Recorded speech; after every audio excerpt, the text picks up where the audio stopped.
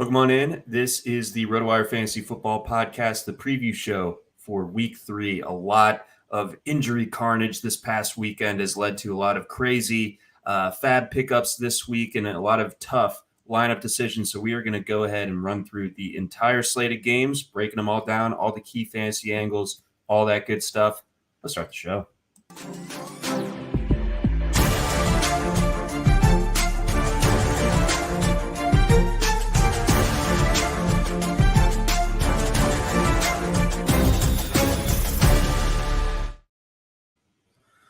Welcome on in. This is the RotoWire Fantasy Football Podcast. I'm your host, John McKechnie. That is Mario Puig. We are on to Week 3 already. Thursday Night Football gets us started tonight. But before we dig into that game, Mario, any crazy pickups that you saw in your leagues this week? I guess mostly it's a pointed question of what was the highest bid you saw for Jerome Ford? Ford was already rostered, so I guess the next thing was Kareem Hunt, who went for about just under 46% of someone's budget.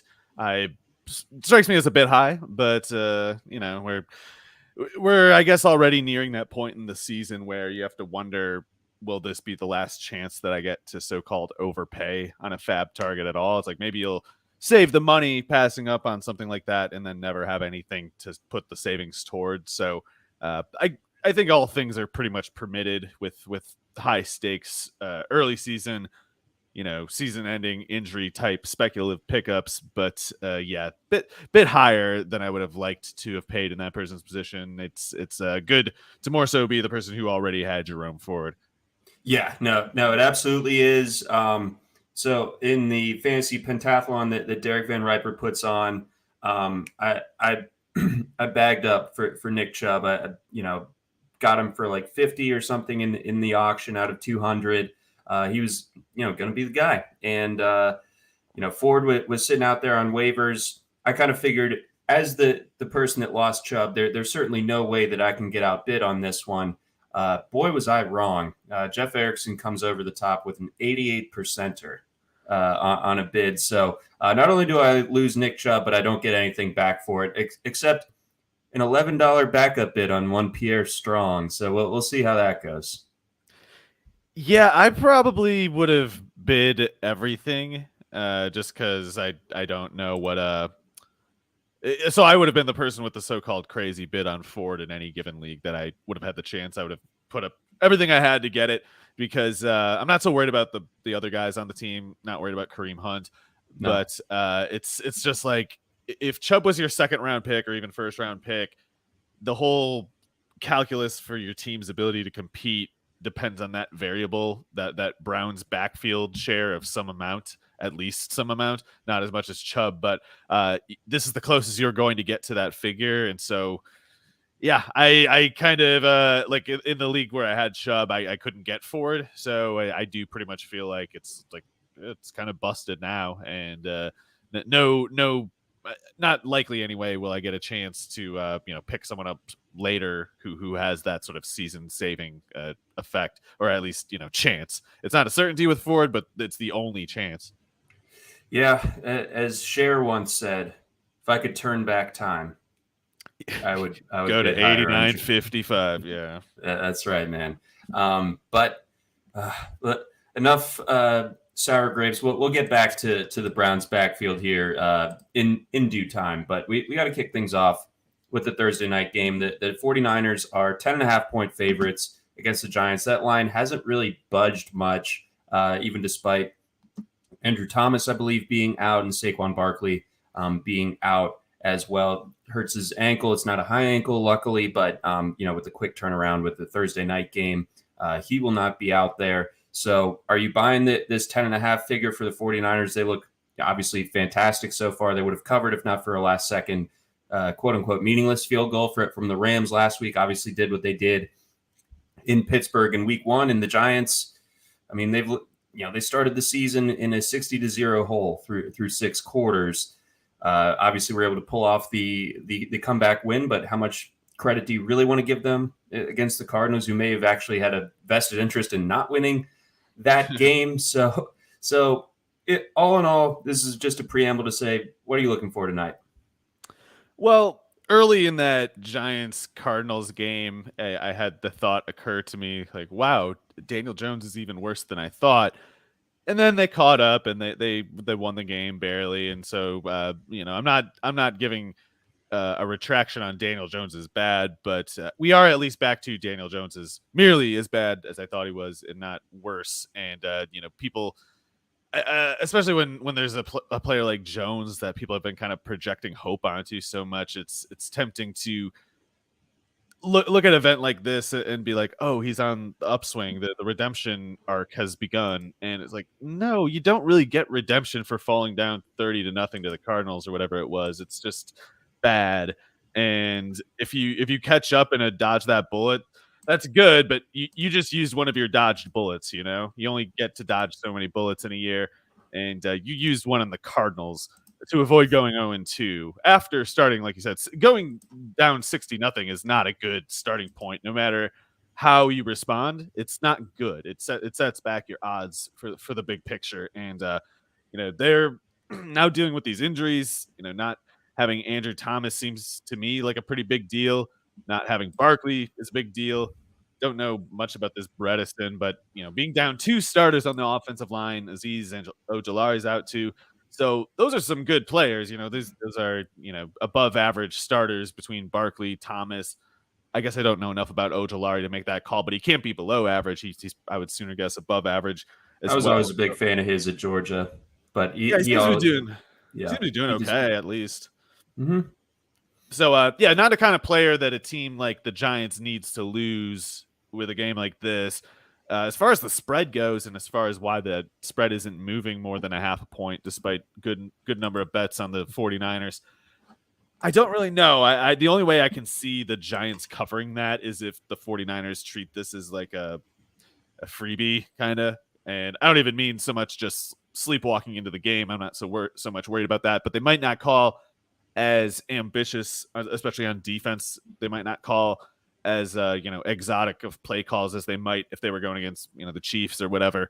So you don't need to use your whole playbook if you're the 49ers defense, because your personnel advantages are so pronounced, especially with a player like Thomas out for the Giants, that you can kind of just run vanilla playbook and still keep the game under control. But are you going to keep it so in your favor that you're keeping a 10-point cushion all the way through? I guess that's the question. I would still lean toward yes, they will, because to me it seems like just an offensive line that was already struggling, being down 2 starters, including its best one, seems to me like the kind of thing that can take a bad situation and make it worse than that, even if the 49ers are playing vanilla. Because even if they're playing vanilla, whoever the 4 down linemen, that's a problem for the Giants right now. It doesn't matter if they're blitzing, doesn't matter what those 4 guys are doing. It's like that's a problem in itself. Yeah, so we're looking at a potential slog. I think the defense on the Giants side is going to have to play much better than it has through the first couple of weeks of the season. I guess beyond that, the big fantasy wrinkle comes in the form of that Giants backfield. Your thoughts on how that's all going to be distributed? Are they going to be able to get any traction? It seems like it's fair to not expect much given the offensive line injuries. That, and I don't know what they think they're doing with the running backs. And last year, Dable began the season with David Sills as one of his 3 down receivers, and they were scratching Darius Slayton at the time. And after like 4 weeks, whatever it was, Dable realized, oh, that's backward, and he switched it, and the offense got better for it. But I worry that he's doing the same thing in the backfield now. Maybe he hasn't even tried to really evaluate guys like Breida and Brightwell and Gray all that much. Maybe he just looks at running back, understandably so, as, oh, we have Barkley there. Barkley's whatever. I'll just focus on other stuff now. And if Barkley gets hurt, I'll look at it then. And I don't know what he thinks he's finding with guys like Breida and Brightwell, but they cannot play, especially Brightwell. He can't play from scrimmage. He can't do anything from scrimmage. Breida had 5 years ago or so a stretch where he was productive from scrimmage, and for whatever reason it hasn't come back up, including last year. Total dud from scrimmage. So I think it's pretty clear in both of their cases that they just can't play, especially Brightwell.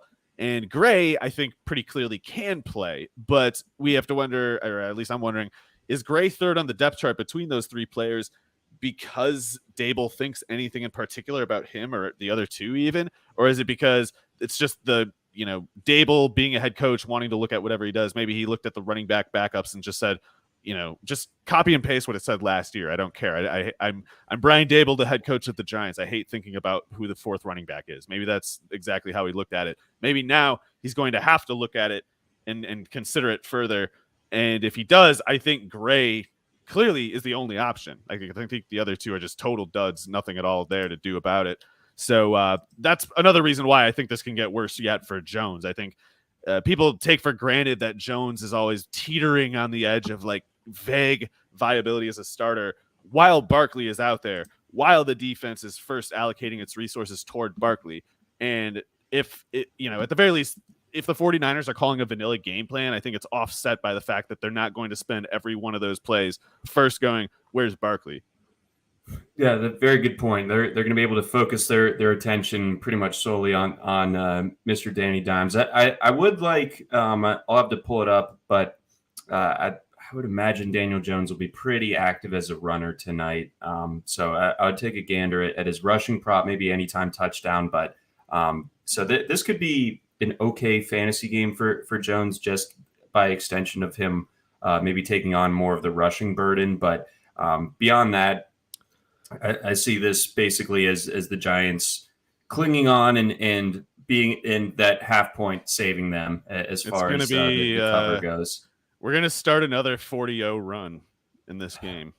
Oh, gosh. Could be. It really could be. Let's grab a couple of quick questions here.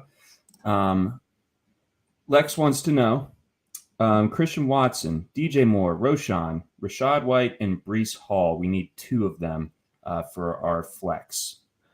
Okay, sorry. What is the latest? Is Hall, is there something weird with him, or is he just working? I think he should be fine.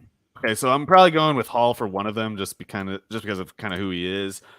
It seems to me like the Jets need to go to Hall, and I don't think Dalvin Cook has a whole lot left. But if Christian Watson is in, it's tough to leave him out categorically too. So, what about DJ Moore in this calculus? Yeah, I guess he's kind of an interesting figure.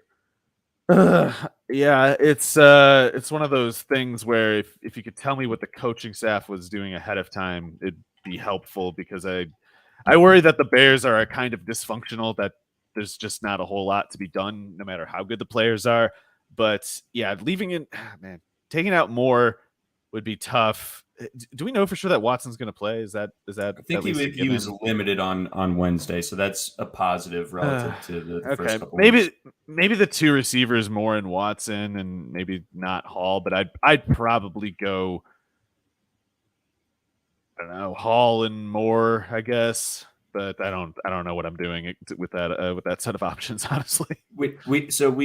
Breece Hall was limited in practice, but I think that's just going to kind of be a thing with him at this stage of the season anyway. So I don't know if there's too much to take away from that. And, last week you're playing Dallas, pretty forgivable to not have like a huge game. But beyond that, I think I would probably go Watson if he's in and Breece Hall, but DJ Moore next three. I think Roshan and Rashad White are two guys that I would not be starting from that grouping. Let's see here. That'll do it for now. Let's get on to Sunday. But before then, we got a message from our friends over at Rival Fantasy. If you're looking for a place to play head-to-head fantasy football games without the huge tournaments, salary caps, or complicated game types, then Rival Fantasy is where you want to play this NFL season.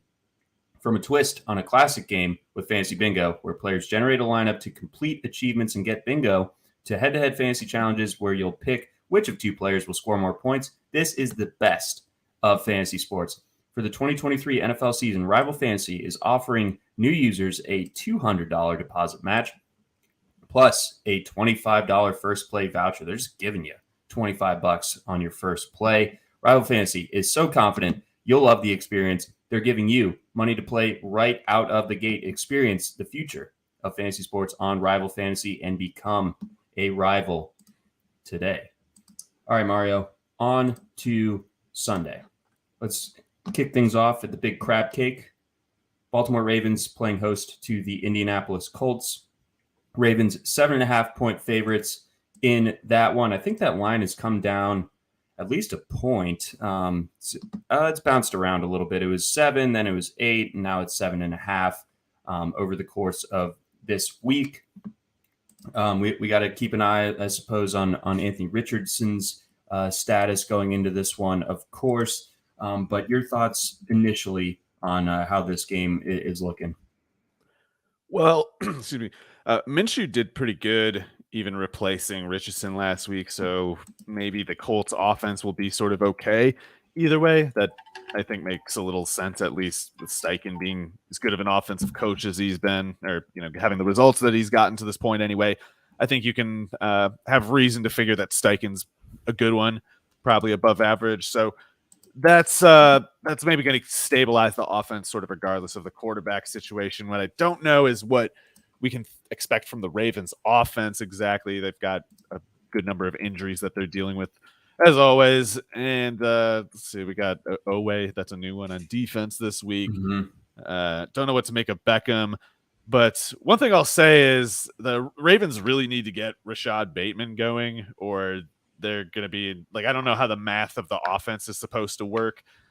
Even if you get Andrews going a little bit, I know even last week wasn't exactly a big game for him, but they need to get certain players going in this setting, and it at once is favorable for that. Like the Colts secondary is not well suited, especially to cover receiver rotations that have a good amount of depth. Like I think you're fine in 2 wide against the Colts too. It's not that you need to get to 3 and 4, but if you can get to 3 and 4, and if you can be credible with it, and by the way, I don't consider Aguilar credible. I know he had the productive 20 snaps last week, but I think given his career outcomes, you can take for a given that that's going to come down, which makes it all that much more important that they get Bateman going, especially if Beckham's limited in this game. So yeah, I'm hoping and kind of expecting a pretty big game for Lamar here, but feeling a little anxious because it's kind of like it really needs to happen here. And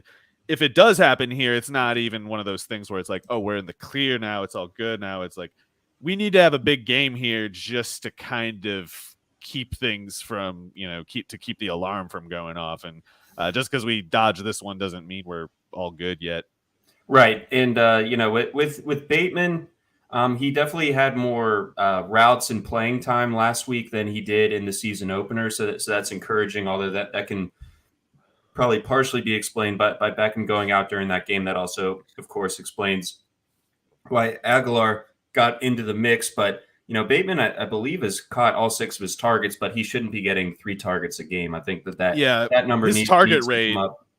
It's lagging real bad from his past rates. And it's like all that time in the past, he was an above average producer for them with that target rate. So it's one of those things that if it doesn't correct here, I don't think they're at serious risk of losing the game, but it's one of those things like it needs to start correcting, or you just don't have, especially with Dobbins, I was like, you don't have the math in your favor here. You are in the corner now where you need like Aguilar to go for 140, and you don't want that. You don't want that to be the scenario you're dealing with. Well, I will say that this does feel a lot different than years prior if we were talking about a Ravens banged up injury or a receiver room, because it's like the drop off to Nelson Aguilar, certainly not as extreme as say, oh, we got to get a lot of Seth Roberts going.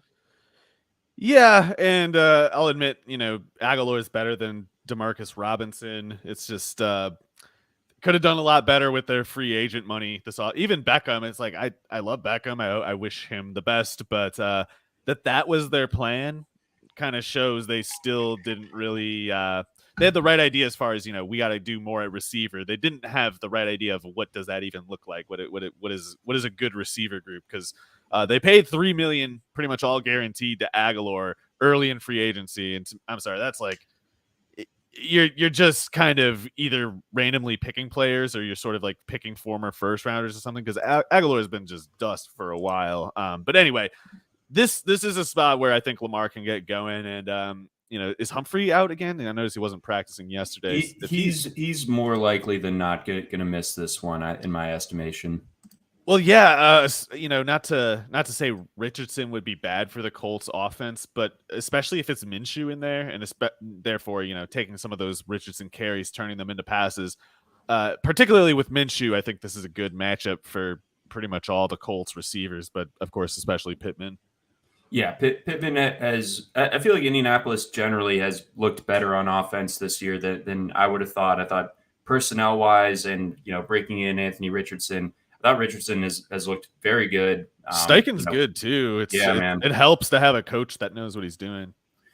It's it absolutely is, and it's a nice change of pace from the previous coaching regime there. But one last detail here to monitor as we go into the weekend is there could be some pretty nasty weather in the Mid-Atlantic region, so keep an eye on that. As it stands, there's an 80% chance of rain in Baltimore on Sunday with like 15-mile-an-hour winds. So keep an eye there.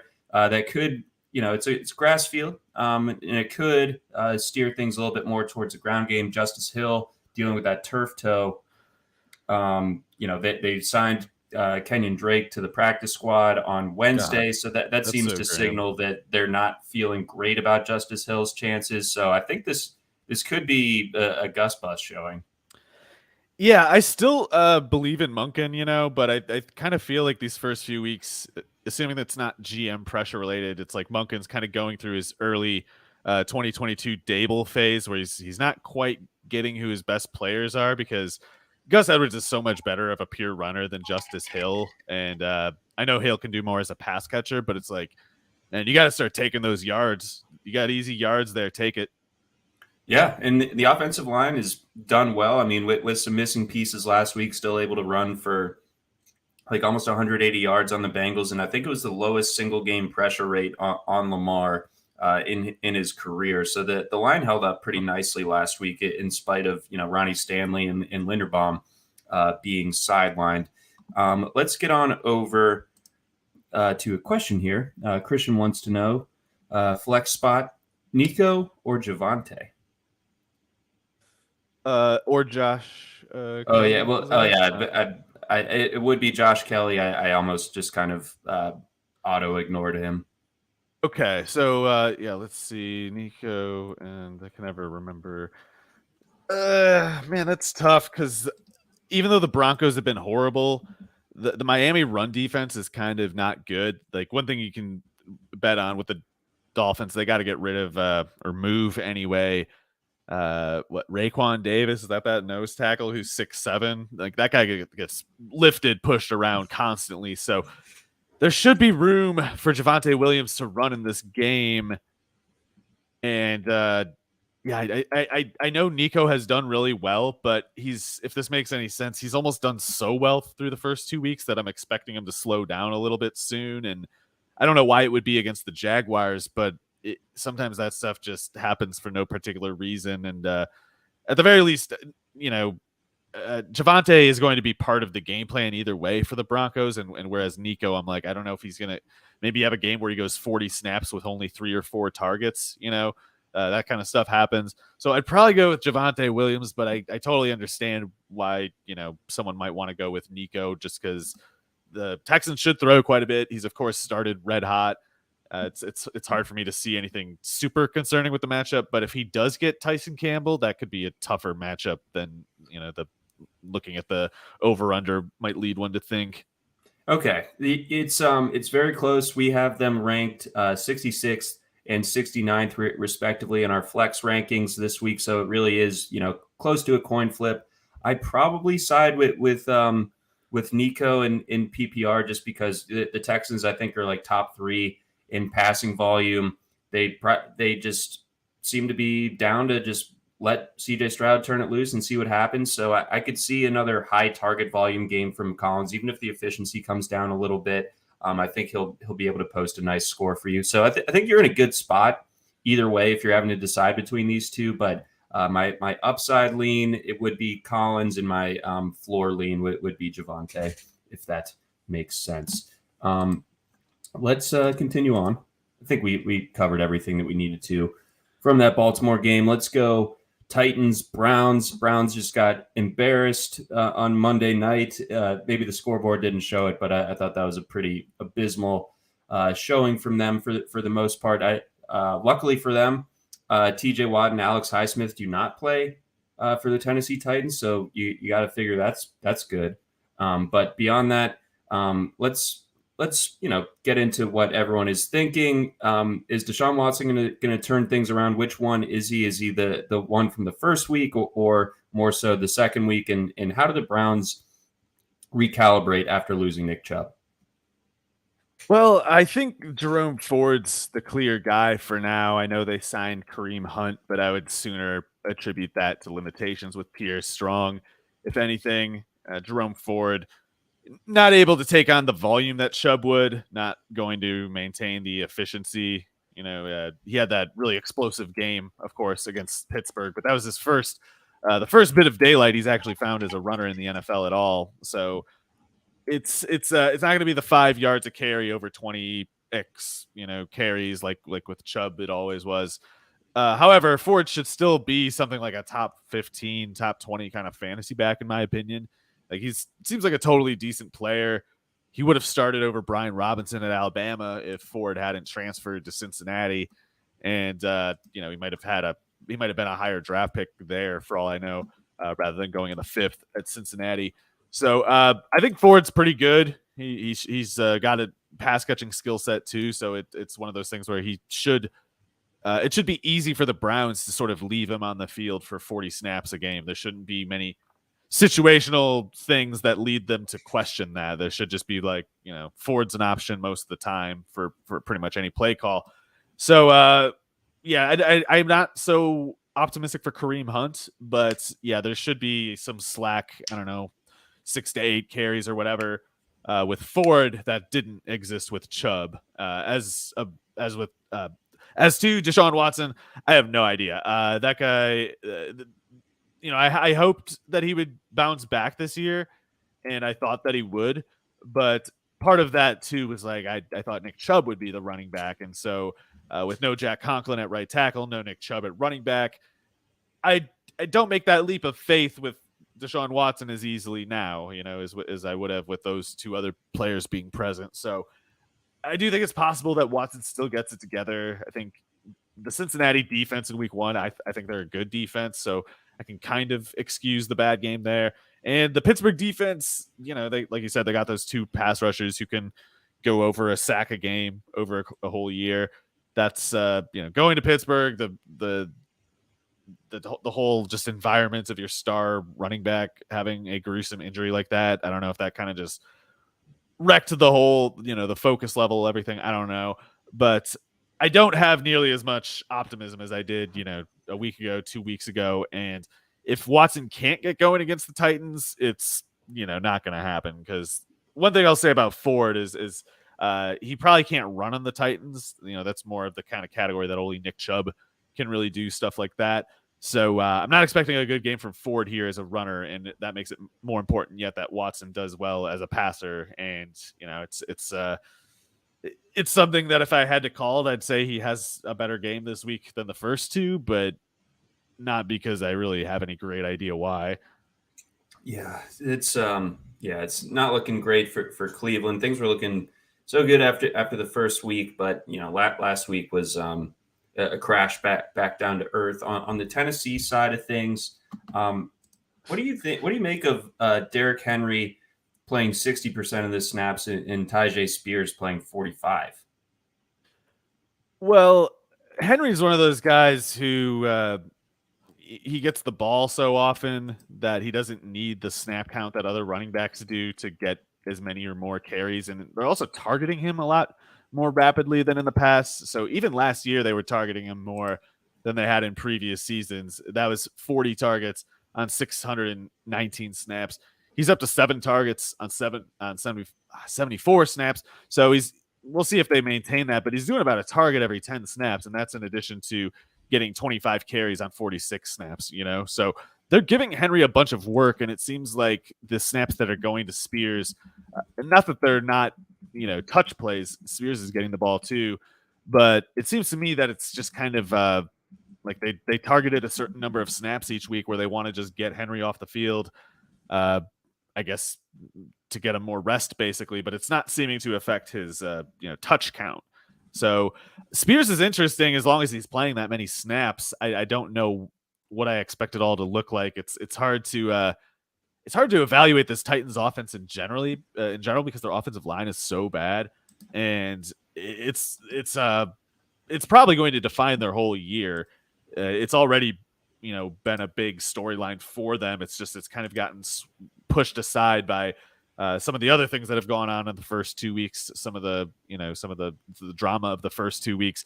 But when the sample size gets bigger and people are looking at the Tennessee season as a whole, it's just going to have this recurring story of the whole way through of like, oh, the offensive line, that the offensive line is the story, and it's not good. They're all really bad. So Tannehill basically can't function, and we're not really getting a good look at the quality. We're not getting a good number of like quality targets for everybody who's running routes, and that includes Spears. So he's got 6 targets already, which is pretty good usage for 55 snaps, but he only has 3 catches for 7 yards.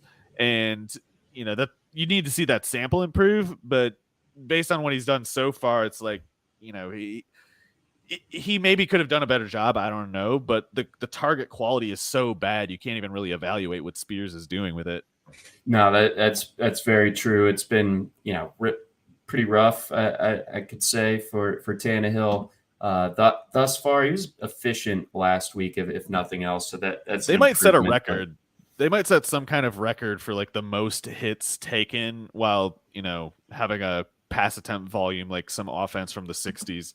They're giving up like 8 sacks a game and 10 hits. It's crazy, and we're gonna see like worse days yet too. They haven't really been strained that much. It could be Myles Garrett. It could be this defensive line that really kind of makes us realize how bad it can get. Oof. Well, okay. Well said. So the Browns 3-point favorites in that one, over under 39.5. So expected to be kind of a bit of a rock fight taking place. Yes, in Cleveland on Sunday. This one a little bit sunnier of an outlook. We got an over under of 46.5. We're looking at the Lions versus the Falcons. Pretty interesting matchup. This slate doesn't feature a ton of them, so we got to take them when we can get them. And Falcons 2-0, flying high. They are 3-point or 3.5-point dogs on the road. Lions, I mean, what do you take away from last week, and then obviously what we've seen from Atlanta these first 2 games, and what does this end up looking like there at Ford Field? Well, I think that the Lions, I don't know, they did a good job against the Seahawks, but I think the Seahawks defense is kind of busted. Certainly, while it was a great game for Josh Reynolds, and of course a great call by John to stoke the Josh Reynolds hype in time for that game beforehand, it is one of those things where if you're the Lions, you have to assume Reynolds is going to incur some regression now. Like, they can't really go into week 3 believing there's as good of a chance that Reynolds makes those plays as they could have in week 2, like otherwise they're forcing themselves to believe something like Josh Reynolds is going to have, 1,300 yards and 15 touchdowns this year, which it's possible, but it's like, those are the choices, he either regresses or that happens. And if he regresses, wouldn't it have been nice for Amon-Ra St. Brown to not be dealing with this toe injury? And who knows what it even is.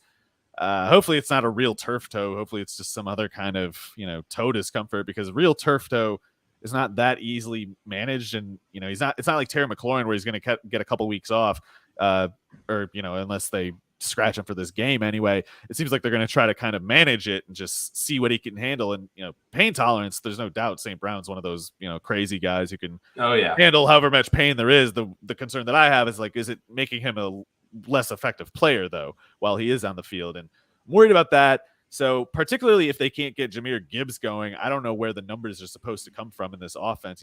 Khalif Raymond can make a big play time to time. You don't really want him playing 40 snaps in a game, though. If you're playing 40 snaps with Raymond, it's like a couple guys got hurt or you fell down 2 scores in the first quarter. So it's got to fall to Gibbs. Laporta has done a great job and should continue to do a really good job, but they need something to offset the likely regression incoming for Reynolds, and it's just Gibbs or nothing. So they got to get him going here. Obviously, with Montgomery's situation being what it is, it was kind of that was something that was the case initially anyway. So it's twofold. They got to get him going as a ball carrier to replace Montgomery, and they have to get him going as a pass catcher to help offset the incoming regression at the receiver reps. So that kind of makes me anxious for them, despite the matchup being seemingly good and being indoors, 2 offensive lines that are playing well. If the ball is moving and everybody's logging plays, then it kind of begets more and more plays for everybody, more yardage to go around for everybody.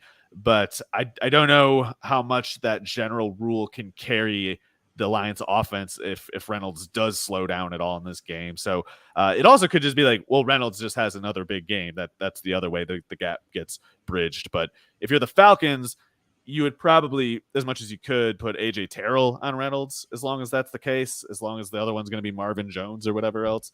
So we'll see. The Falcons got some things to think about on defense, but the Falcons offense seems pretty straightforward for their own part. It's, generally Bijan Robinson / hot hand at running back, and 1 or 2 pass catchers in a given week, but not Kyle Pitts, because he only Kyle Pitts. He only gets interfered with, which is not a fantasy stat. Unfortunately, it is not. We're working on that, but as it stands, OPI is drawn or DPI is drawn. That not really helping you out too much. He's literally interfered with at something like 5 times the frequency that guys like Andrews and Kelsey are, but that however many catches for however many yards does not go in the box score. Nope. Oh, sad. But circling back on the Lions for a moment with this David Montgomery injury, and we love Dan Campbell. We're Dan Campbell guys, but I feel like, unfortunately, this does not. If Montgomery is out, we had some conflicting reports from Montgomery versus Campbell earlier this week. I'm week to week. He's day to day. Actually, don't listen to him. It's only his quad. But I don't know if this signals Jahmyr Gibbs being unleashed, and maybe I'm being naive here, but it feels like they're going to keep the roles the same, and they'll just bump maybe Craig Reynolds into the David Montgomery role. Maybe scale it back a little bit, but I could see Craig Reynolds being potentially at least worth rostering this week. I don't know if you're in dire straits enough to start him, but I think that there's some pulse here, if nothing else, with Reynolds.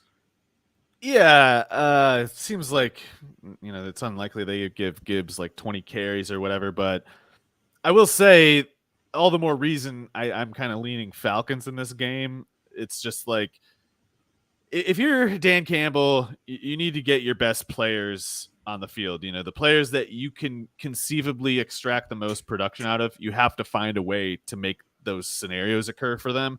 And Craig Reynolds, maybe aesthetically, he's more similar to David Montgomery than Jahmyr Gibbs is, but he cannot, in any scenario at all, get you as much as Gibbs can at his best. And it's just not it's not acceptable to me. It's like a failure of coaching to let any other thing occur. If you are putting a lesser player on the field because you didn't get the more capable one prepared, that's just saying you didn't do your job as a coach. So while I do like Dan, he does seem to struggle to get this, in my opinion, and it's something that will limit him and eventually undo him as a head coach if he doesn't get it right. But it's as simple as this. We saw what DeAndre Swift did with the Eagles last week. We know that the Lions already had him on the roster and traded him for a 4th-round pick, and then they spent an 11th overall pick on a player who ostensibly was supposed to replace him, and they haven't even gotten him ready to do that. They're going with maybe Craig Reynolds, as you were saying, instead of him. You, as a person allocating a team's resources, cannot expect to win doing things like this. And if you, for some reason in your mind, need to get rid of Swift because you decided he can have 160 yards for another team, but not yours, then you are very, very specifically, pinpointedly naming yourself as the issue holding back the team from producing the way that it could, but hasn't. So I hope Dan gets it together and understands that it's not as important what Dan thinks or what Dan feels like about a practice rep in training camp or in the practice in the week. It's not as important the way a guy finishes a rep as much as what that guy is capable of. And it's your job to get him to that point, whatever it is. And if they're looking at it in a way where Craig Reynolds is a serious option for them over Jahmyr Gibbs, they're not winning many more games this year. Yeah, so that's something that needs to get nipped in the bud here if the Lions are to be taken as seriously as everyone seems to want to.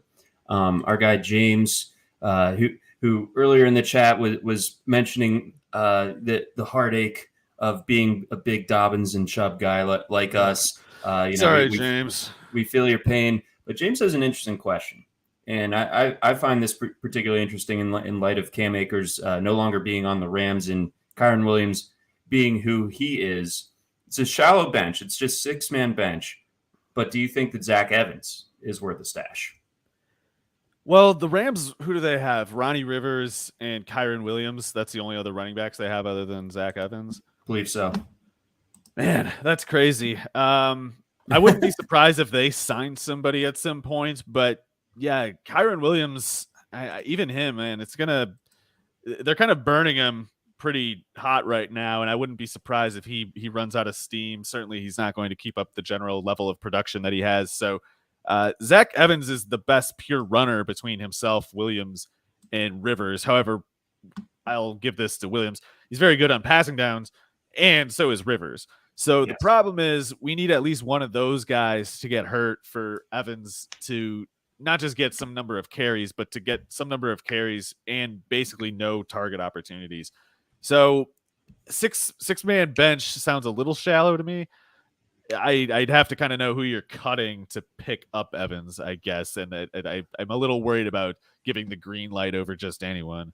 Yeah, I think your heart's in the right place if you're thinking about Zach Evans right now. But maybe wait a week. I know that can obviously blow up in your face. That now all of a sudden everyone else is going to be on him if he does anything. Let me say this: if it's like Nick Chubb, you have to drop anyway and add Evans. Sure. If it's like an empty spot, nothing wrong with having Evans at all. I just don't want you to cut someone who is like whatever 10 spots ahead in the ranking, but doesn't have some sort of recent news to get us thinking about them.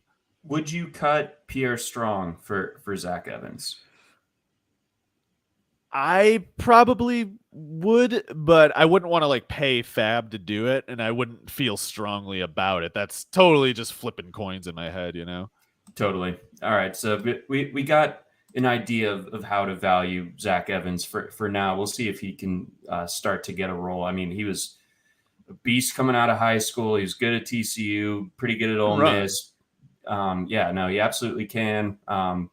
We'll just kind of have to see what happens. It does have some tough, maybe to the uninitiated, they don't know, but it relatively tough roadblocks ahead of them. I think Rivers was a great pass catcher in college out of the backfield, and Kyren Williams really good in the pass pro. And I think he can do just enough. It seems like, if if the Rams were willing to trade Akers away, that's a pretty strong endorsement, I feel like, of Kyren Williams at this stage. Let's get on over to Lambeau Field. We got the Packers hosting the Saints. Packers 2-point favorites in this matchup. Packers, just like last week, still a bit banged up. But beyond that, the Saints, they beat the Panthers and they beat the Titans, but that doesn't really move the needle a whole lot. Yeah, the Saints, I don't know. They're not looking great, as you said. They're kind of winning by just fortunate circumstance of easy schedule and the Titans being a mess. But I also think that when you have as many moving pieces, especially on offense as the Saints have, it makes sense that they would start slower than they finish. So Yeah, they haven't done great, but they did it during the time of the year where it's, their schedule can afford it, and B, it doesn't necessarily mean that they're going to keep struggling. So with that said, the running back situation is a little interesting. I guess if Williams is out, Kendre Miller either gets thrown in to some extent or it's just Tony Jones more so. And I can't tell if the Tony Jones thing last week was, reflective that they consider Jones ahead of Miller more or less, or if it was one of those things like, well, we, game planned all week with the expectation that Williams wouldn't get hurt. And so we didn't practice rep Miller as if to prepare him for a workload. Whereas Jones, we already have had work with him, and we'll just have him hanging around for the backup purposes. It's possible that with Williams hurt and them having this week to practice, they might have prioritized Miller more than they had room to in practice last week. So we'll see. I guess you got to defer to Jones for the most part, especially if they, trusted him enough to give him passing down reps and all that. Maybe Miller is specifically trying to catch up in that one capacity as much or more than his health. I don't really know. But if Tony Jones is the running back, then I don't think they can expect much production at all from the backfield. Like, he's one of those guys who, like almost any running back who might be on an NFL roster at any point, he could stumble into 12 good carries. He maybe even 15 in a game. He might be able to give you 12 carries for 60 yards at some 12 carry stretch of his career. But if he does, it's crashing back down soon. And, even that initial good stretch is not likely to happen. He's more so apparently here because he doesn't screw up in blitz pickup and, maybe not a single other thing. So if the Saints are taking a 0 in the backfield, then it really means Carr needs to step up. And is Carr really going to step up in his third game after 2 games of struggles going to Lambeau Field of all places? I don't really see it. So I can imagine the Saints kind of laying a dud here. And aside from the Olave can't be stopped disclaimer, I don't know that I expect anything on this offense in this particular game. As much as Thomas, Shaheed, I think Johnson's been totally decent too. Like, those guys are all good, but I think Carr might drag them down here. Yeah, it could be a tough spot. I feel like the Packers defense is better this year than it was certainly last year. We'll see what's up with Aaron Jones. I don't believe he was practicing on Wednesday, and Christian Watson, of course, still has yet to make his 2023 debut, and he was a limited participant on Wednesday. So we'll see if he's ready to rock. Matt actually has a question about him. Would you feel comfortable rolling Christian Watson out there if he is active on Sunday? Yeah, I mean, it depends on what the alternative is, but it's how do I explain it? It's a little bit weird of a matchup for Watson, but I think it ultimately might be an okay one. It's difficult in a way because Marshawn Lattimore, Paulson Odebo, Alante Taylor, they're all tall and they can all really run. So Watson's normal advantage is that he's tall and is faster, and those corners are kind of built specifically to counter a receiver like Watson. However, if we're right to think that Carr maybe struggles in this game, then the Packers could have the ball a lot, maybe even in good field position. And AJ Dillon, meanwhile, I mean, Aaron Jones wasn't in practice as of yesterday. I don't know if maybe that'll change, but particularly if Jones is out, then the Packers' only option is to basically run into, bang their head against the wall with Dillon to maybe no particular effect. And the other option is to kind of just start chucking the ball. And I think what it might look like in practice is, especially if Jones is out, they kind of lean on Dillon a lot. They run a lot with Dillon, not necessarily expecting much, but doing it just so they can make as high of a percentage as possible of Love's pass attempt volume to be play action deep shots to Watson. So if he's getting that could lead to more target share than usual, which would hopefully offset, maybe any decreased efficiency in a tough matchup.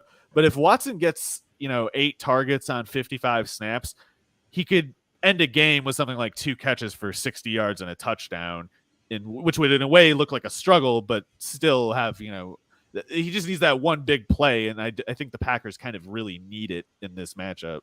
Yeah, I think so as well. The alternatives, just for full context, would be Watson versus Zay Flowers, Christian Kirk, or Josh Kelly, provided that Austin Eckler is out again.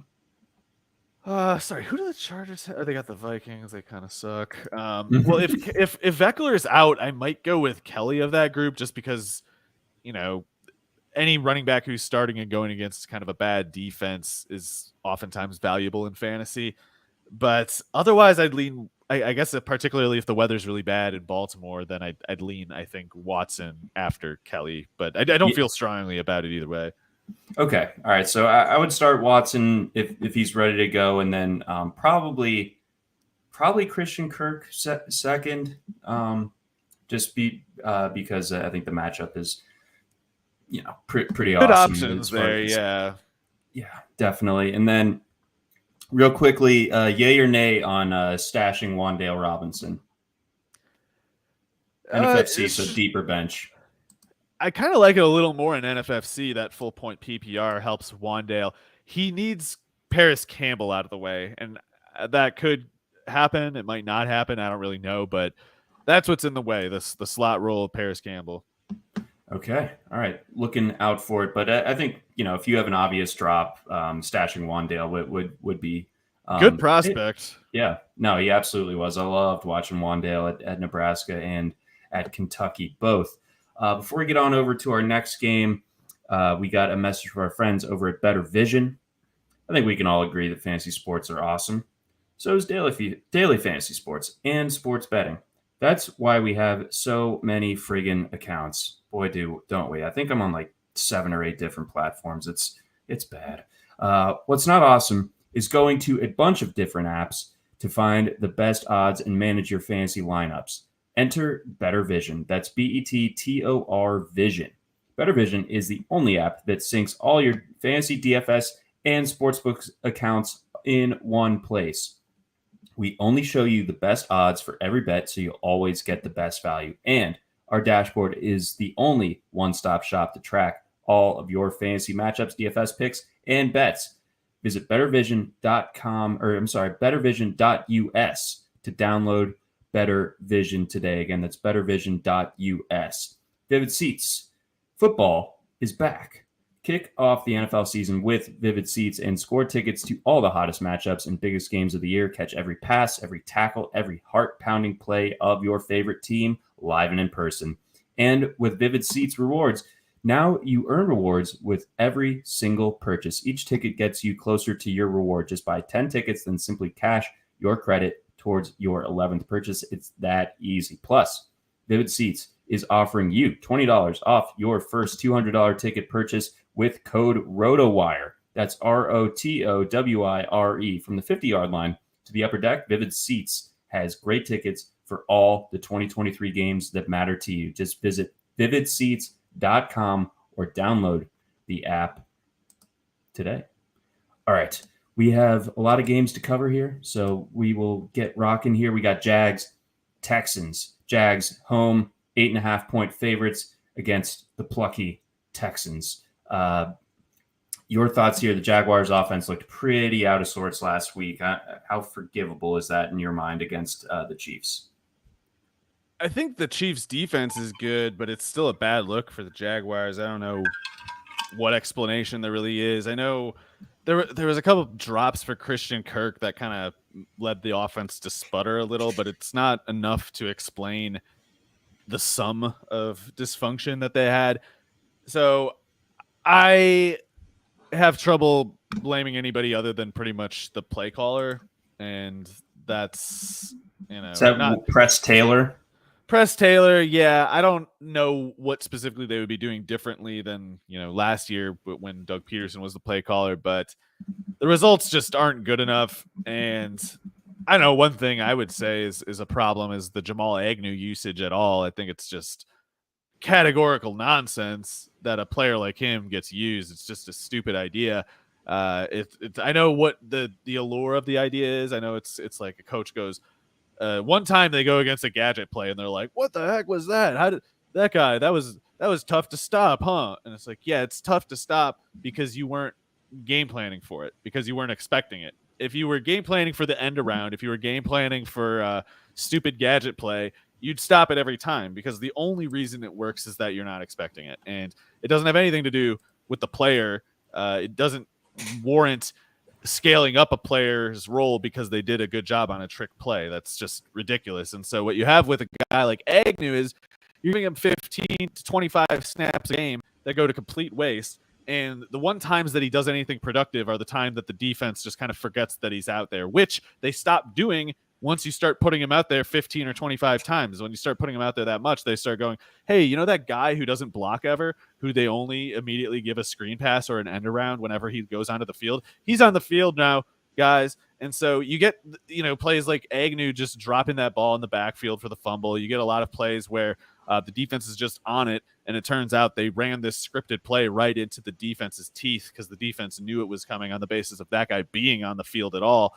So they got to cut that out of the offense. They're not good enough to waste 15 snaps a game like that, like they have been. So even with that said, if they remove Agnew, they got more problems to figure out still. And to me, the solution is as simple as you just keep throwing at Ridley and Kirk, and you give the ball to Travis Etienne. And that is they don't do a good enough job, in my opinion, of using the Etienne's carries in a situationally advantageous way.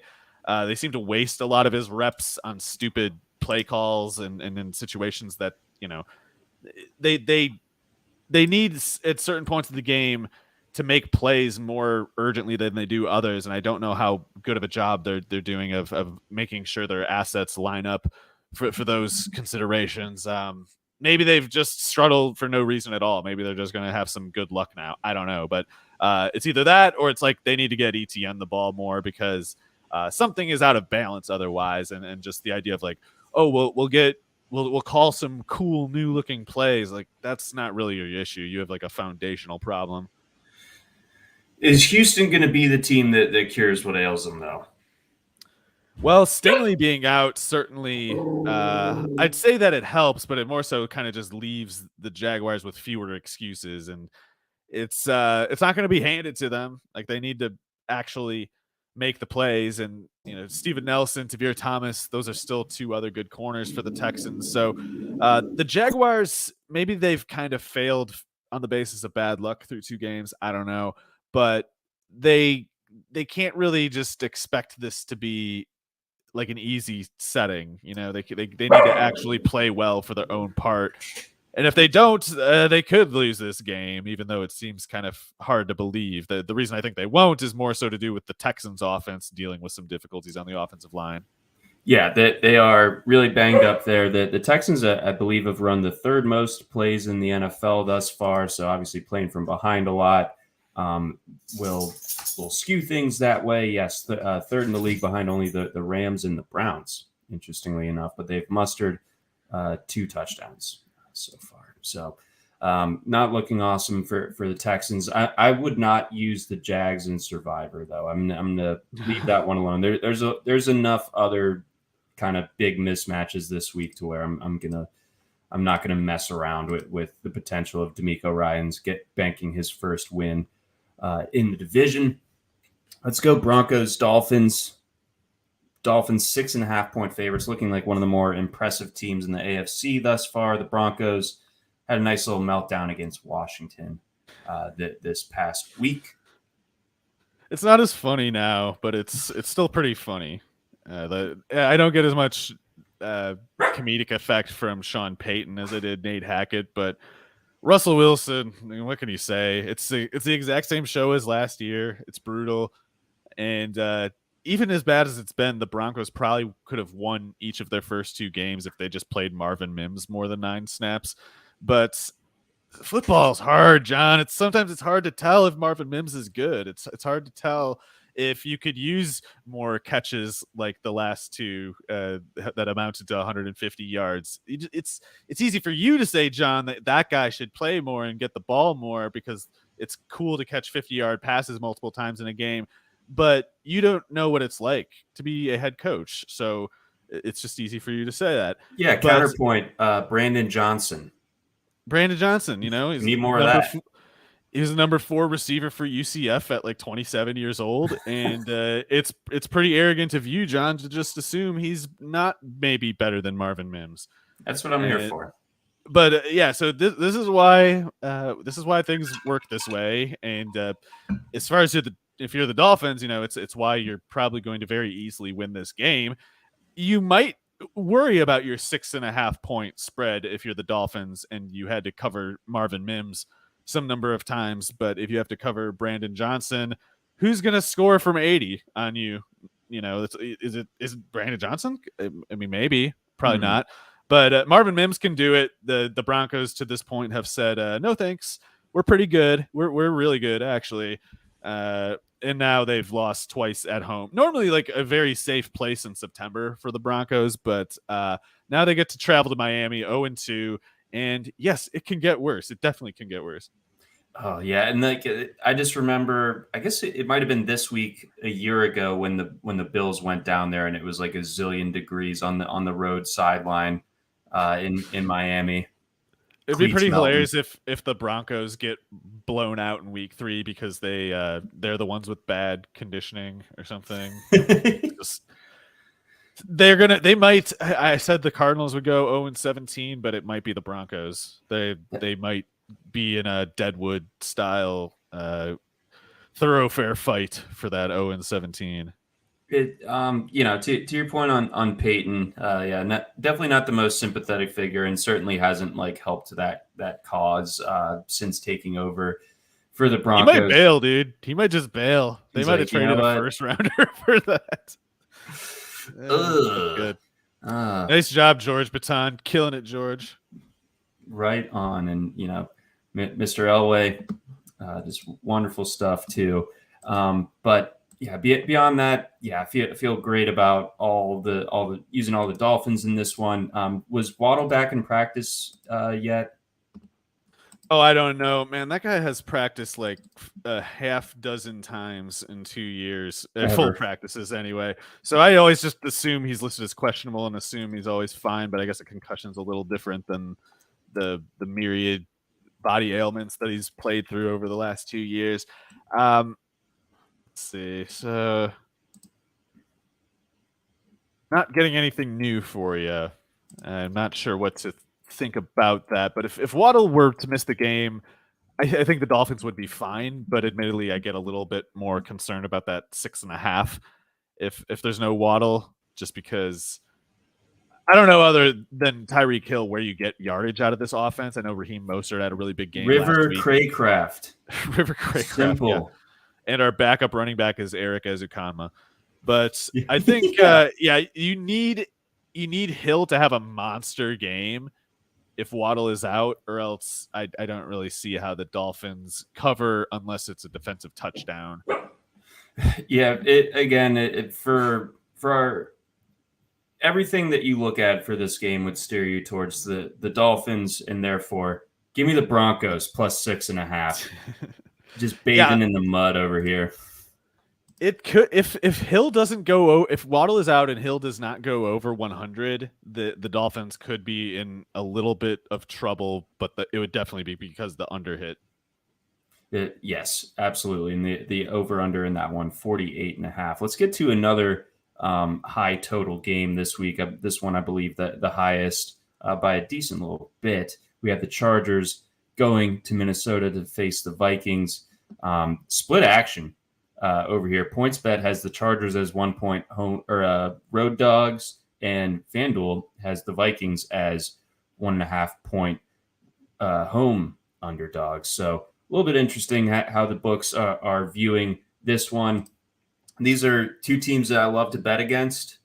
What's going on with the Chargers, man? This is getting late early for the Chargers here. Yeah, this is a real goof off between two titans of analytics, and Brandon Staley on one side and the Kwesi O'Connell regime with the Vikings. And the success has not been as immediate as the data would normally tell us, John. But in this game, so the Chargers, I think we can say they've at least played some wily opponents. I know that the Vikings played the Eagles. That's certainly that's more of a dominant opponent. That's just like, it's okay that they lost the Eagles. There's no way they're beating the Eagles. But the way they lost against the Buccaneers was pretty ridiculous, and I would not call the Buccaneers as justifiable of a loss as I would the Dolphins or even the Titans, just because of kind of the Vrabel factor. There's no Vrabel factor with the Buccaneers. It's just Baker Mayfield, and that doesn't quite register the same way. So I think the Chargers have a better excuse than the Vikings have for their failures, but I also think that the Chargers have kind of the better roster overall. So I think, I would at once expect the Chargers to have the advantage here. But it's like, they haven't earned the benefit of the doubt. And, if they did continue to do some sort of underachievement in the form of not seizing that talent advantage, it wouldn't be shocking. I just kind of would be a little surprised that it would be against the Vikings, because it's like the Vikings are trying to fail faster. They're incompetent faster than whoever is going against them, and that I think even includes Staley. But it is concerning. I mean, I thought Kellen Moore would have had more explosiveness out of the Chargers passing game to this point, and instead it's not really been any different than last year. So in this game, if there's no Eckler, it is pretty dangerous for the Chargers, because they're not going to be able to run as well as Eckler would have. I know Kelly, I was just mentioning before, he's probably a fine start. He probably is, but he's not getting them the same return yardage per snap, touchdowns per snap as Eckler. That's just objectively fact. And yet the production has not picked up for the rest of the Chargers pass catchers. So Justin Jefferson seems pretty automatic. We'll see if the Vikings want to make this game close by playing Jordan Addison over KJ Osborne. But it's two dysfunctional teams, and I don't know which way I expect it to turn, really, other than I and this is getting tougher to stand by the week, but I have faith that Herbert can be the kind of quarterback who just transcends however stupid his coaches might be. And, we've gone 3 weeks of that premise not being validated. So I'm kind of just that much more stuck to it, hoping that it comes through this time. But it's not because I have a great, basis of just assuming that it does happen. I mean, there's more questions with the Chargers than answers.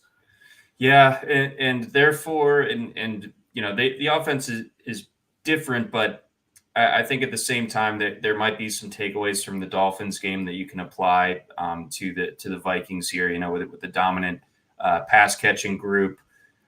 I think that might be enough to steer me towards the Vikings. I think that we get a high scoring game, and the Chargers find a way to charger it at the end, and the Vikings, on the strength of Justin Jefferson going for like 180 and 2 touchdowns, and Jordan Addison catching a long touchdown.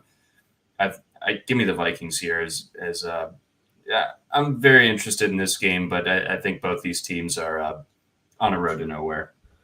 Yeah, agreed. One thing I gotta say, I guess the Cam Akers trade, definitely bad news. Definitely bad news for Alexander Mattison, just because part of why I was okay with Mattison was that I knew Ty Chandler can't play. So am I standing by Mattison because I think he's above average as a player from scrimmage? No, I think he's probably below average, average at best as a runner, as a pure runner. And I think it's easy to find a runner better than him. But Ty Chandler was never that guy. So I thought, well, yeah, the Vikings might get bored with Mattison as a runner, but what are they going to do? Go to someone worse? No. So Akers changes that because he might not be worse. He's probably better than Chandler. I would say he's got to be better than Chandler. And yet even I would have to say, Akers' production in the first 2 weeks this year, pretty crazy bad. And I don't really have I don't know how to explain anything with that guy. He needs to play better than he had in the first 2 weeks to put pressure on Mattison, but he's so much better than Chandler, it almost has to happen. So what I would expect to happen here is Mattison becomes the passing down guy, and Akers becomes maybe like the lead runner. And what that would look like in an offense that doesn't run the ball very much is both players lose, because Akers still can't get targets, and Mattison, while he would get targets, needed something like 15 carries a game to make up for averaging only around 4 yards per carry. But one thing I had to say otherwise, though, Mattison has been fine. Mattison had a bad fumble. He dropped a pass in a game. Those two things he almost never does. His catch rate's sky high. He fumbled like twice in his career before that game. So he's been fine, and he otherwise had 2 buzzsaw matchups. The Buccaneers and the Eagles could easily be the first and the second toughest run defenses in the league. So the Madison hatred was totally out of hand. It was totally motivated by people who were whining about Ty Chandler being on the bench. It turns out we all lose, and welcome to Earth. The tagline of the great mid-2000s film, Alien versus Predator. Whoever wins, we all lose. Oh, I thought you were going to say Welcome to Earth, Independence Day. Similar genre, Independence Day, a far superior film to Alien versus Predator. I will go on the record with that take. Let's continue onward. We've got the Patriots and the Jets. Jets 2.5-point home underdogs against the Patriots. 2 teams that are just kind of bummers now. I think the Jets. I mean, the Rodgers thing is just going to just kill them all year. Wilson just doesn't have it. Period. And then on the Patriots side, I thought Mac Jones looked okay, but there's no explosiveness in this offense whatsoever. I think the personnel dictates it that way, and I think also that they don't really give it a try too much. I mean, I think I heard that the longest Patriots play from scrimmage was a Mac Jones scramble or something like that on Sunday night. So that's just not going to get it done. I think I like the Jets with the points here just because the defense. But I mean, from a fantasy lens, I mean, what's going on here? Yeah, I got nothing. Both defenses are really, really good. This could be the 2 best defenses in the league for all we know. And the Jets, I would say, can run better, especially in the matchup.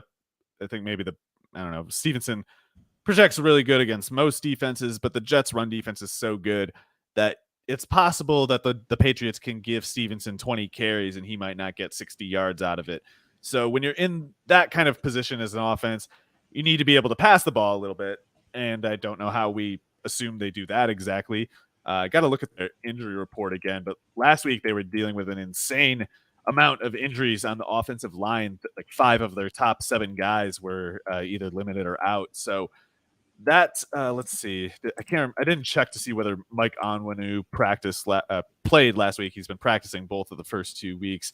They Trent Brown, City Sao. So I should figure out how that guy his name gets set. But those guys questionable, and what's his name? Cole Strange still questionable too. So that's a lot of problems on the offensive line. And if their offensive line was totally healthy, they'd still have problems dealing with this Jets front 4. So could be a big game from Kyren Williams. And, I expect the Patriots defense to play really tough, but whoever's on the field longer on defense is probably going to start slipping.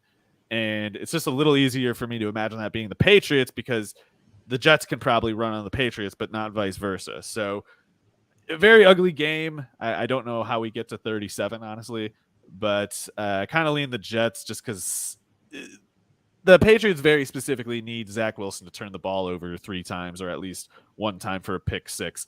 That's the only way the Patriots can be safe here. Right. I think so as well. So despite all of the Wilson slander, I think they just put him in the kid gloves and try to just win this one with defense and running the ball. So I will take the Jets here as well with the points. Let's see. Beyond that, and then also the Patriots secondary was very banged up on Sunday night, so that will be something to keep an eye on. If they're shorthanded this week, it probably doesn't matter, but going forward, certainly a big storyline in New England because that secondary, when it's fully healthy, is very, very good as well. Let's go Commanders Bills. This one's in Washington, so you got to apply the same weather concerns that you do in Baltimore. Bills 6-point favorites on the road here. I like the Commanders a good bit in this spot, and if the weather stinks, who's going to be able to run the ball? Give me the Commanders to do that. Yeah, I would normally agree, but I think Brian Robinson's real bad. I know he got good numbers against the Broncos. I think the Broncos were just dead defense, whereas the Bills, especially in the rain, I think the Bills could play tough defense against the run. I know normally they're not the toughest run defense, but I think that's in part because Their whole defense is doing like a money ball kind of thing, and they kind of they patch up some of their weak spots in the secondary by not prioritizing the run defense. So if they're not prioritizing the pass defense, and if it's rainy and you're against Washington, I don't know why you would, then I think the Bills can play the run tough. But 6 points, 6.5 points, that's a different matter. Like, you're talking probably turnovers, bridging, the gap of what you lose from the projected passing games on the two sides, but that would include the Bills, So Josh Allen's rushing production stays there. Maybe James Cook keeps something going. I don't know. I think mostly last week it was just the Raiders' defense isn't any good and got worse as the game went along. I would expect Cook to struggle, especially if it's a close quarter game, especially if it's a messy field. I don't think you can bank on much from him. So what I'm getting to is kind of like Josh Allen's rushing projection versus Brian Robinson's, and I think I prefer Allen's. Oh, well, no, I can, but not for certainly 6 points. see that. I guess not 6.5 points. That's I need Howell. Well, actually, maybe I do like picking the Bills to cover because Howell has been bad about avoiding sacks, and if he holds onto the ball in a rain game, that's turnover, time. Proper noun, trademark.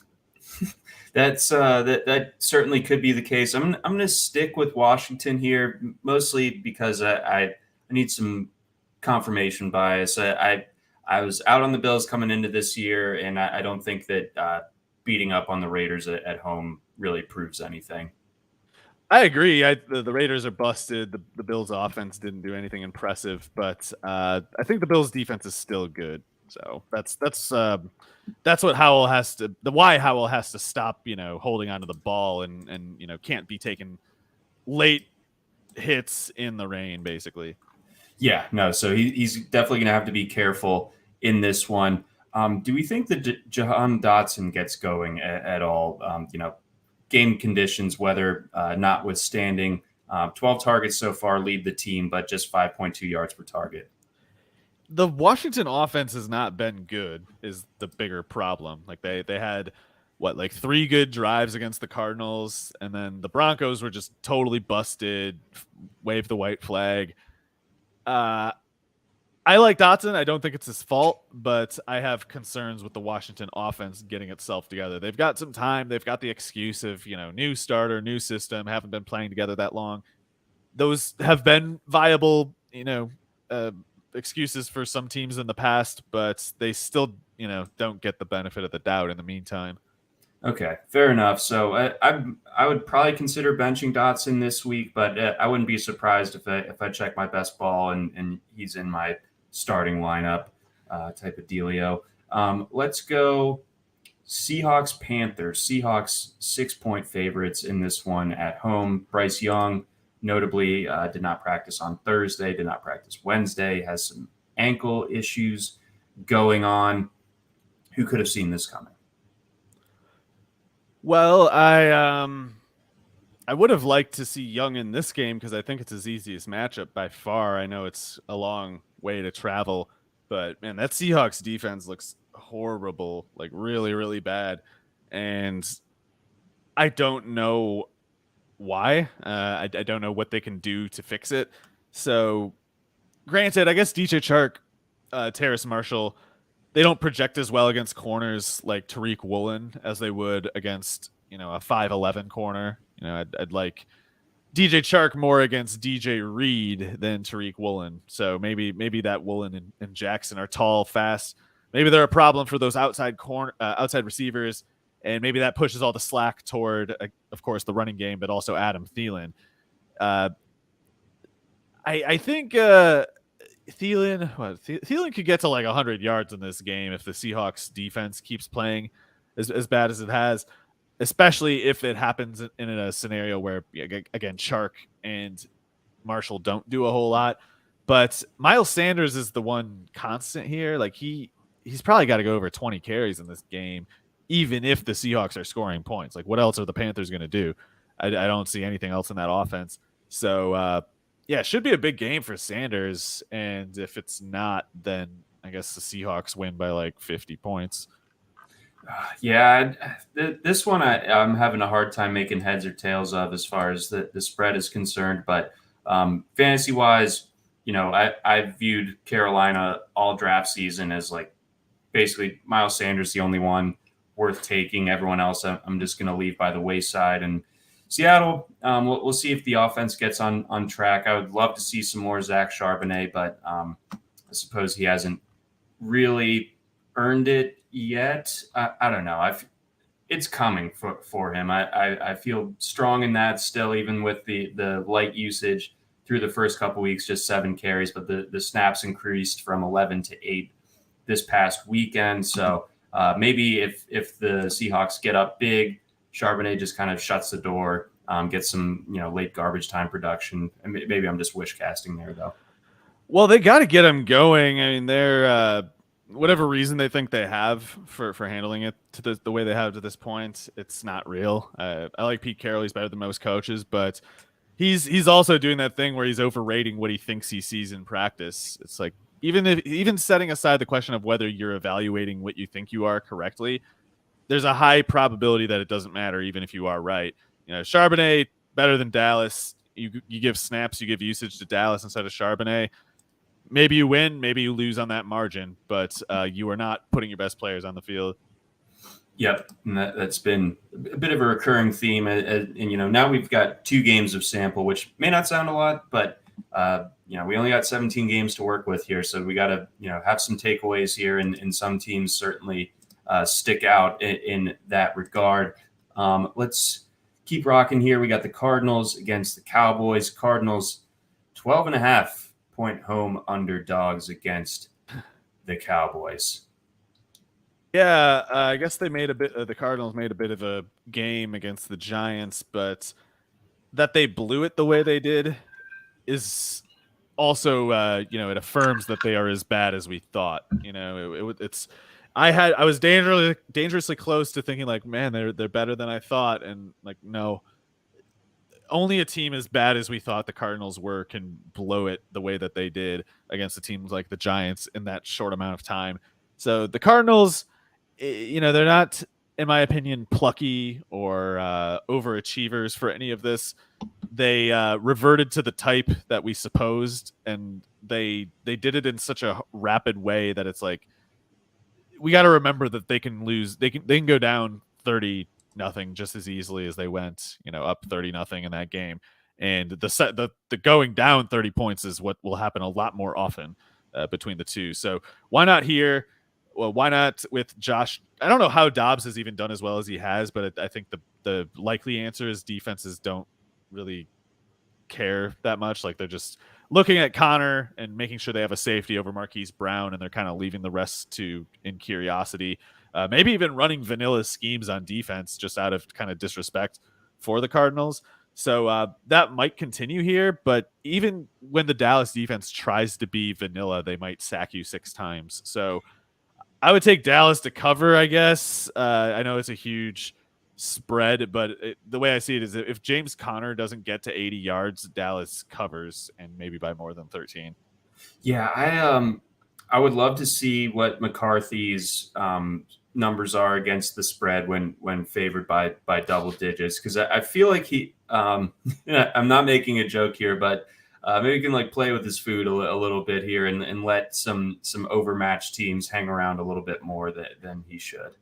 I could see it either way, John. I could see it playing with his food, certainly, or maybe, I mean, Mike has a bit of an ogre, ape man kind of aesthetic. He might be the sort that bludgeons a helpless opponent well beyond any point of decency because his cave.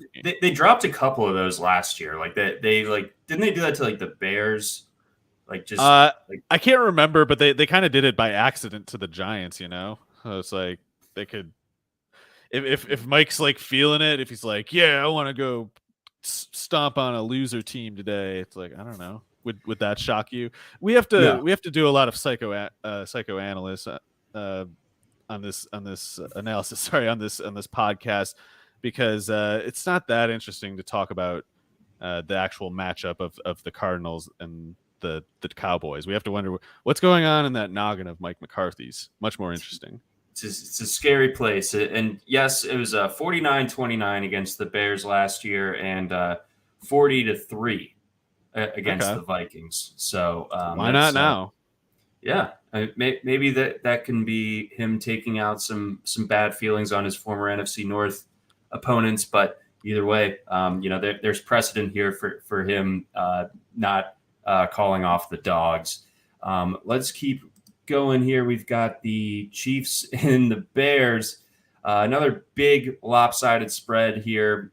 Chiefs anywhere between 12 and 13-point favorites against the Bears, who find themselves just not in a great spot. Not in a great spot.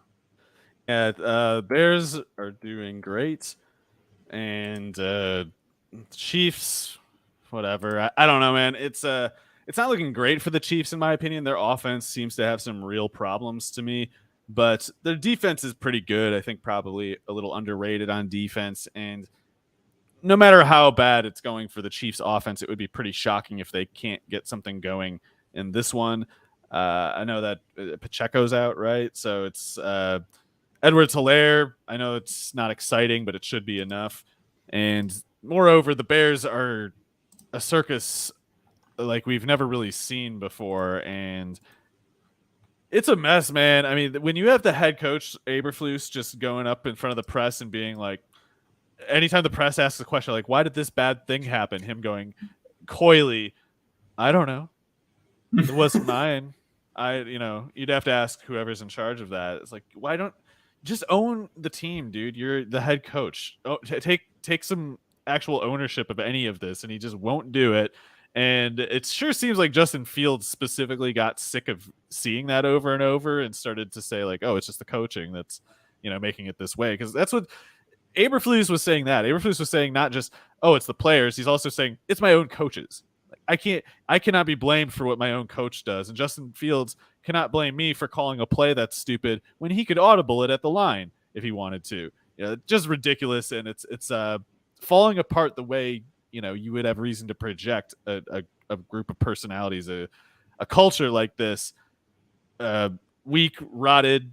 It's just going to keep falling and imploding onto itself. It's it's gross. It's not good in Chicago. You would have thought that Justin Fields' comments about the coaching yesterday would have been the worst thing that happened coming from Hallis Hall yesterday, but apparently not. Let's keep going here. We've got the Steelers against the Raiders, Sunday Night Football. We've got the Raiders checking in as 2.5-point home underdogs, so a good amount of home dogs this week, so that'll be interesting on our gambling sample. But these two teams, where's the obvious strength on either of them besides the Steelers front seven? Well, I guess I don't have a good sense for how well the Raiders travel specifically, but because it's Tomlin, just can't really can't feel safe against him, even when he's got kind of a bad team. But the Raiders are maybe the bad team of these two, like they might be worse. So Garoppolo is better than Pickett, that's for sure. Pickett's so bad, but the Steelers defense might be okay. I don't know. Like they especially if they find some way of dealing, or do we know is Adams going to play? He's dealing with a concussion protocol, right? So lot at stake with Devontae Adams is. Oh no, they're saying that he's good after leaving the game. Okay, so I don't know how the Steelers with their corners playing as badly as they have are going to deal with Devontae Adams. That should be an easy, either an easy 100 plus for Adams, or it's like the Steelers would need to cut Josh Jacobs loose somehow to be rolling that much coverage help toward Adams. And Josh McDaniels probably a bad coach, certainly has his limitations, but last year he either had Jacobs going or he had Adams going crazy in every single game. So if the Steelers try to account for Adams, McDaniels should know how to get Jacobs finally going in this game. Whereas with the Steelers, it's like if Harris or Jalen Warren doesn't do it, then they're down to Pickens being a hero, which Pickens is awesome. Like he made the play, but the Browns kind of did a bad job on the touchdown catch that Pickens had. That was just textbook example of really bad pursuit. So I'm not banking on Pickett getting a whole lot of help of that shape in this game, and so it needs to be the Steelers' running game. And I don't know. I don't know. It's not looking great there exactly. Like they can't get it going, and then they don't stick with it, and then they fall behind. And Jalen Warren's done a good job on checkdowns, I understand, but in competitively meaningful situations, they haven't really been able to get stats from the running back position. And with Pickett as your quarterback, that's a problem. We've said this about other players in other games setups. Like if not now, then when? I don't know if that applies more to any single player this week than Najee Harris against the Raiders. Could be. It's hard to see what could get better than it, but one thing that I'll say is if a lot of people are clamoring for Jalen Warren to like push him aside, fine, give Najee Harris his carries to Jalen Warren, and when the next 20 carries get you 50 yards, what then? Should we switch back? Like what exactly is the end point that these people have in mind? Because the stuff where Warren catches, a 20-yard check down on 3rd and 21, that's not the basis. It's not plays like that you should be making your understanding of the game out of. Like you should be paying attention to competitively meaningful situations and stats accumulated by actually beating the defense rather than specifically being allowed to do something by the defense.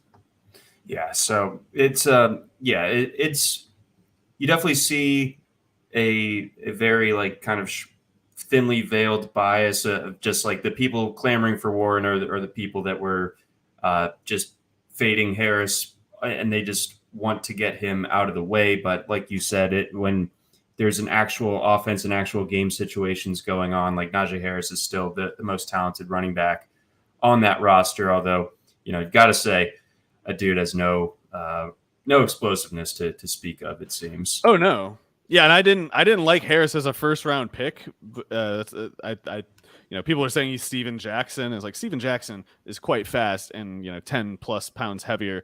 Harris was a guy who was always going to need to get by volume. He was not going to be explosive. So it's just if he doesn't get the volume, it's kind of like a policy choice decision to me. It's like you chose to not give those carries to somebody, and if you're going to make that decision, why did you want him here anyway? Precisely. All right, let's go to the 2 Monday night games, and we'll wrap up here. Eagles going down to Tampa Bay, face the 2-0 Baker Mayfield led Tampa Bay Buccaneers. Oh, you're saying Baker again? I thought about it. I knew it was anticipated. I had to zig where everyone's zagging. Everyone knows. Everyone knows the bits. Buccaneers, they're only 4.5-point dogs at home. I think that's one of the more kind of on its surface, kind of a surprising line that might steer you towards the Eagles. I'm going to take a look-see here. Looks like 67% of the bets are coming in on the Eagles to win that one. So lopsided, but not as lopsided as some of the other ones that we're seeing. Like the Dolphins, for instance, drawing 84% of the money, Titans 75%, Packers 73%, and Seattle 79%. So bear all of that in mind. Those numbers coming from the DraftKings Sportsbook via our friends over at VSiN. But again, we got what could be kind of an interesting game, at least according to the spread in this one. And, it's hard to know exactly what to make of the Bucs. The Eagles are 2-0. I would say that they haven't looked quite like they did a year ago just yet, but I think they've certainly earned the benefit of the doubt. But the Bucs are no pushover. I think we can at least say that much through 2 weeks. Yeah, and if Carlton Davis is healthy, I guess I could see how the Buccaneers make this closer than most expect. It's just it's easier said than done, but I think if you can do two things against the Eagles passing game, you can put them in a tough spot. You need to shut down the sidelines vertically. You got to stop the go route, the double move go routes. The play that Devontae Smith made downfield last week, the plays that A.J. Brown is known for making downfield most weeks. You stop that, and if you stop the underneath screen type plays for Hurts, he doesn't have many throws. Like he's pretty much a bubble screen and a go route guy, with the exception of when you give them so much cushion for fear of the go route that you leave a wide open curl or slant or something like that. But if you can play it a little bit both ways, I don't think Hurts can make the full assortment of throws through the full assortment of like processing scenarios that most quarterbacks have to. And if you can just shut down those two things without selling out your run defense, then I think you can get Hurts to have one of his bad games like he more commonly had in 2021. And I think he showed a little bit of it even these first 2 weeks, but it's the Vikings defense sucks. So the Buccaneers, quite a bit different. They can play a game that I think is challenging for Hurts because if they have Carlton Davis outside, they tell him, you're not doing press man quite like usual. You're just running the sideline. You bump and then you run the sideline.